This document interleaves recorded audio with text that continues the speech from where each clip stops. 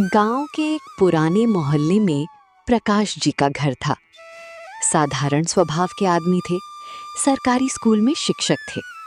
उनकी पत्नी सावित्री देवी घर संभालती थीं। दोनों की दो बेटियां थीं। बड़ी का नाम खुशी और छोटी का नाम नेहा। खुशी के घर में ननिहाल की दौलत का चर्चा था।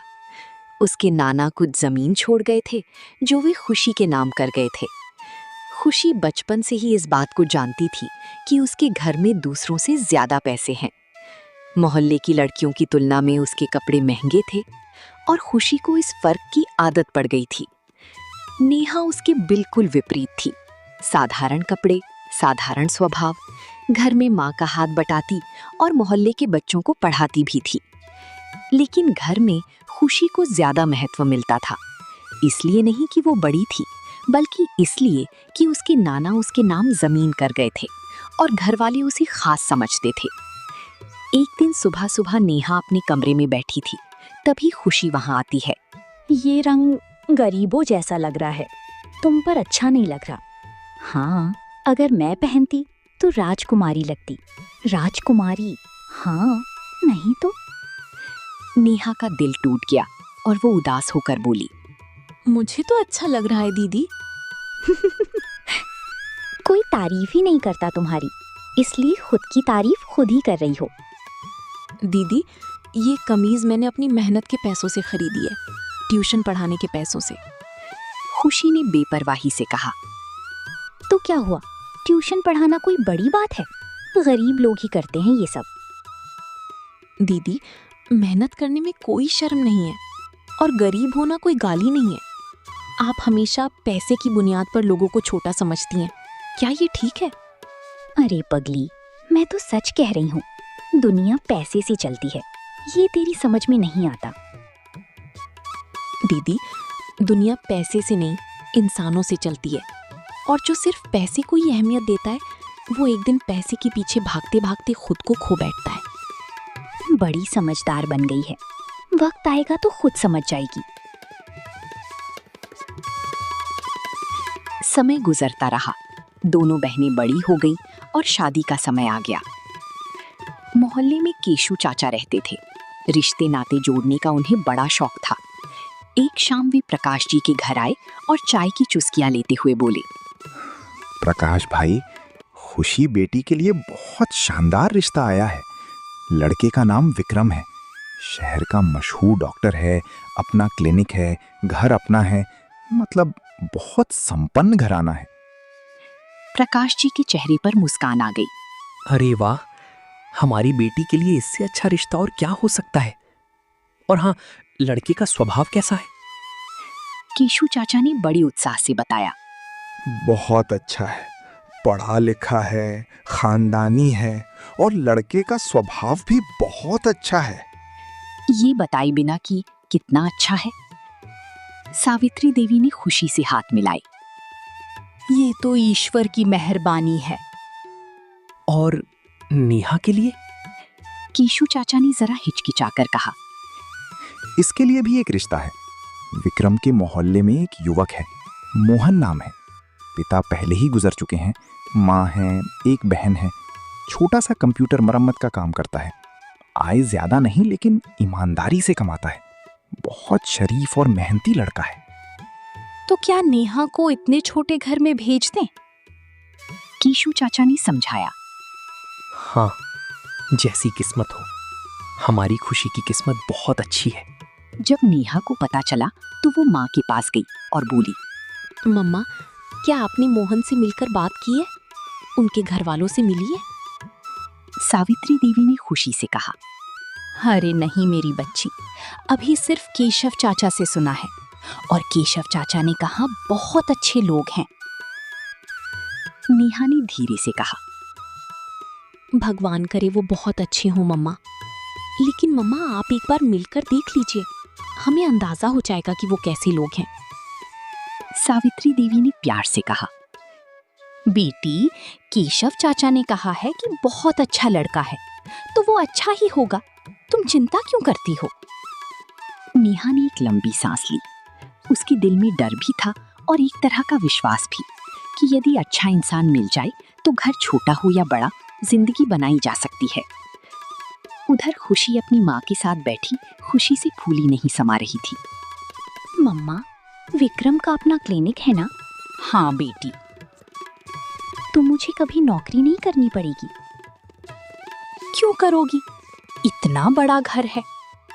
हाँ मम्मा, ये मेरी किस्मत है कि मैं हमेशा आराम से रही और नेहा बेचारी पूरी जिंदगी कंप्यूटर रिपेयर वाले की बीवी बनकर गुजारेगी। माँ ने हल्की सी झिड़की दी।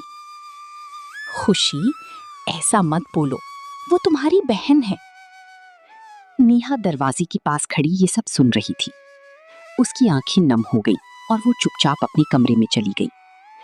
कुछ दिनों में दोनों की शादियां हो गई। दोनों की शादियां एक ही महीने में हुई। खुशी का घर बड़ा और चमकदार था, बड़ा सा मकान, एयर कंडीशनर और गाड़ी। नेहा का घर छोटा और साधारण था, लेकिन साफ सुथरा और व्यवस्थित। जब खुशी अपने नए घर पहुंची तो उसकी सास शकुंतला देवी वहां खड़ी थी, सलीकेदार कपड़ों में, चेहरे पर एक हिसाबी मुस्कान। उन्होंने उसे सिर से पांव तक देखा, जैसे कोई सौदा परखा जा रहा हो। आ गई हो बहू, इस घर में तुम्हारा स्वागत है। और हाँ, इस घर की मालकिन हमेशा मैं ही रहूंगी, ये बात अपने दिमाग में रख लो। जी ठीक है मम्मी जी, जैसा आप कहें। उधर सीढ़ियों के पास विक्रम का कमरा है, वहां चली जाओ। और हाँ, मेरे बेटे की चीजों के साथ छेड़छाड़ करने की जरूरत नहीं है, समझी? जाओ अब।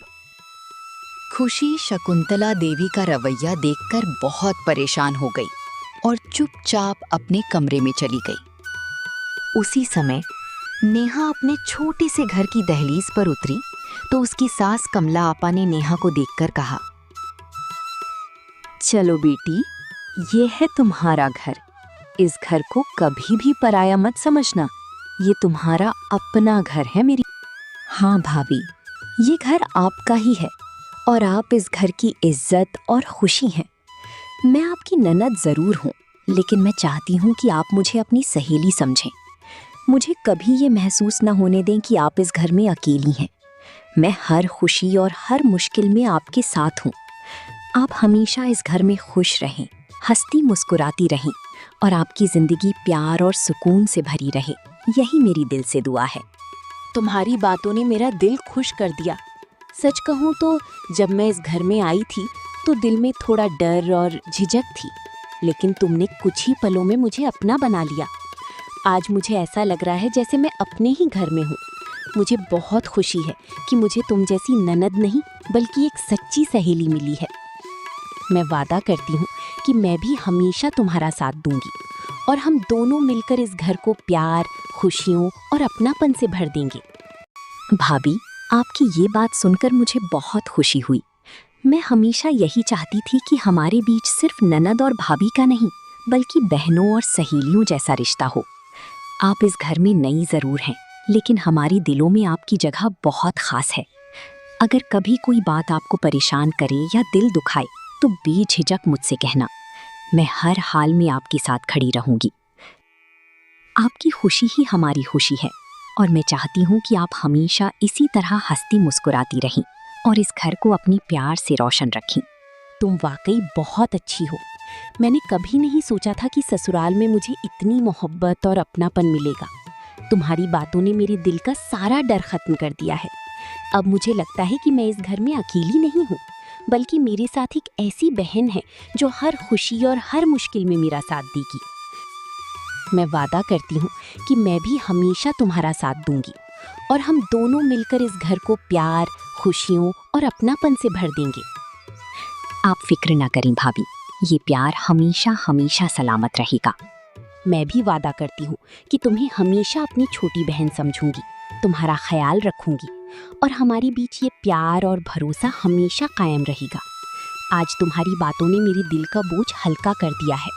अब मुझे यकीन हो गया है कि ये घर सिर्फ मेरा ससुराल नहीं बल्कि मेरा अपना घर है और तुम सिर्फ मेरी ननद नहीं बल्कि मेरी बहन हो। तुम दोनों की बातें सुनकर मेरा दिल खुश हो गया। घर की असली खुशी यही होती है कि इसके लोग एक दूसरे का सहारा बने। बहू, आज से ये घर तुम्हारा अपना घर है। यहाँ किसी बात से घबराने की जरूरत नहीं। और बेटी, मुझे तुम पर गर्व है कि तुमने अपनी भाभी को इतनी मोहब्बत दी। अगर घर की बेटियां और बहुएं इसी तरह एक दूसरे का ख्याल रखें तो घर जन्नत बन जाता है। मेरी दुआ है कि तुम दोनों का ये प्यार हमेशा कायम रहे और हमारे घर में हमेशा खुशियां ही खुशियां रहें। और सब मिलकर हंसते हुए एक दूसरे को गले लगा लेते हैं। नेहा अपनी सास और ननद का प्यार देखकर बहुत खुश होती है। उन्होंने नेहा का हाथ पकड़ लिया और उसे घर के अंदर ले गईं। नेहा ने घर देखा। छोटा था लेकिन दिल को अच्छा लगा। नेहा के दिल में एक अजीब सा सुकून उतर आया। खुशी इंतजार में बैठी थी। काफी देर बाद विक्रम आया। मोबाइल में व्यस्त बिना देखे अंदर आया और सोफे पर बैठ गया। आपसे कुछ बात करनी थी। कल सुबह करना, मैं थका हुआ हूं। खुशी की आंखें भर आईं। दूसरी तरफ नेहा के छोटे से कमरे में मोहन आया। थका हुआ था लेकिन उसके चेहरे पर संतोष था। आपको हमारा घर कैसा लगा? मुझे तो ये घर बहुत अच्छा लगा। घर छोटा है ये मैं जानता हूँ, लेकिन मैं वादा करता हूँ कि आपको यहाँ प्यार की कोई कमी नहीं होगी। माँ बहुत अच्छी हैं, वे आपका ध्यान रखेंगी। और मैं कोशिश करूँगा कि आपका हर दिन अच्छा गुजरे। बस एक ही ख्वाहिश है, क्या? ये घर हमेशा ऐसा ही रहे, प्यार भरा। ये वादा मैं निभाऊंगा। अगली सुबह खुशी के घर में शकुंतला देवी ने आवाज लगाई। बहू, जाग गई हो तो बाहर आ जाओ। काम की सूची देती हूँ, याद कर लो। ये सब काम अब तुम्हारी जिम्मे है। तुम्हारे आने का कोई तो फायदा हो मुझे। खुशी ने सोचा था कि बड़े घर में आराम मिलेगा, लेकिन शकुंतला देवी के हाथ में सचमुच एक लंबी सूची थी। नाश्ता, खाना, सफाई, मेहमानदारी, सब कुछ खुशी की जिम्मेदारी था। और नाश्ता, खाना, सफाई, मेहमानदारी, सब कुछ खुशी की जिम्मेदारी था। और विक्रम, वो सुबह जल्दी निकल जाता और रात को देर से लौटता। खुशी से कम बात करता और मोबाइल में ज्यादा व्यस्त रहता। खुशी कभी आईने के सामने खड़ी होकर सोचती, मैंने इतना अच्छा घर पाया, फिर खुश क्यों नहीं हूँ? लेकिन आईना कोई जवाब नहीं देता था। उधर नेहा की जिंदगी अलग थी। सुबह वो उठती तो कमला आपा पहले से रसोई में काम कर रही होती। माँ जी, आप क्यों कर रही हैं? नहीं बेटा, तुम रहने दो, मैं खुद ही नाश्ता बना लेती हूँ। तुम अभी नई नई इस घर में आई हो, तुम्हें अभी आराम भी करना चाहिए और धीरे धीरे इस घर के तौर तरीके भी समझने चाहिए। घर का हर काम अपनी तरीके से होता है और मैंने इस घर को सालों से अपने हाथों से संभाला है, इसलिए मुझे इस काम में सुकून भी मिलता है और खुशी भी। तुम फिक्र मत करो, अभी तुम सीखोगी, समझोगी और फिर धीरे धीरे सब कुछ खुद ब खुद आ जाएगा। अभी तुम बस अपने आप को यहाँ का हिस्सा समझो और घबराओ नहीं। अम्मी जी, आप बिल्कुल ठीक कह रही हैं, लेकिन मैं भी चाहती हूँ कि धीरे धीरे इस घर के काम सीखूं और आपका हाथ बटाऊं। मैं नहीं चाहती कि आप सारा बोझ अकेले उठाएं। अगर मैं शुरू से ही साथ साथ सीखती रहूंगी तो मुझे भी सब आसान लगेगा और मैं जल्दी इस घर को अपना समझकर संभाल सकूंगी। आप मुझे रोके नहीं, बस मुझे साथ रहकर सिखाती रहें। मैं दिल से चाहती हूँ कि मैं भी इस घर की जिम्मेदारियों में आपके बराबर की भागीदार बनूं। मोहन जब सुबह काम पर जाता तो नेहा से कहता, अगर कोई परेशानी हो तो मुझे फोन कर लेना, मैं तुरंत आ जाऊंगा। नेहा सोचती, इस छोटे से घर में जो सुकून है वो किसी बड़े महल में भी नहीं मिल सकता। तीसरे दिन रस्म पूरी करने के लिए दोनों बहनें मायके आईं। सावित्री देवी की आंखें नम हो गईं। मम्मी, मैं अपने नए घर में बहुत खुश हूँ। ये छोटा सा घर मेरे लिए सुकून, प्यार और खुशियों का खजाना है। ये घर चाहे छोटा सा है, लेकिन मेरे लिए दुनिया की सबसे खूबसूरत जगह है। यहाँ एक अलग ही सुकून है। हर कोने में प्यार महसूस होता है और हर दिन नई खुशियाँ लेकर आता है। मम्मी और पापा, आप दोनों का दिल की गहराइयों से धन्यवाद कि आपने मुझे इतना खूबसूरत घर दिया, जहां सिर्फ दीवारें नहीं बल्कि अपनापन, सुकून और अनगिनत खूबसूरत यादें बसी हुई हैं। सच में मेरी बच्ची? बिल्कुल सच। माँ जी बहुत प्यारी हैं, घर में सुकून है और मोहन वो बहुत अच्छे हैं और रानी दीदी से मेरी बहुत अच्छी दोस्ती है। मेरी प्यारी बेटी, तुम्हें खुश देखकर दिल को बहुत सुकून मिल गया। घर छोटा हो या बड़ा, असली खुशी उसमें रहने वाले लोगों की प्यार से होती है। तुम्हें अपने नए घर में इतना खुश देखकर लगता है कि हमारी मेहनत सफल हो गई। भगवान तुम्हें हमेशा खुश रखे और तुम्हारा घर प्यार, सुकून और खुशियों से भरा रहे। थोड़ी देर बाद खुशी भी आई। चेहरे पर मेकअप था, लेकिन आंखों के नीचे की थकान छिप नहीं रही थी। सावित्री देवी ने खुशी की ओर देखा।